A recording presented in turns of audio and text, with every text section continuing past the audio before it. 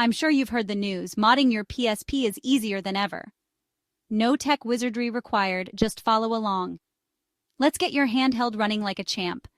First, check your PSP's firmware. Go to Settings, then System Information. If it's not version 6.60 or 6.61, update it using the official file from a trusted site.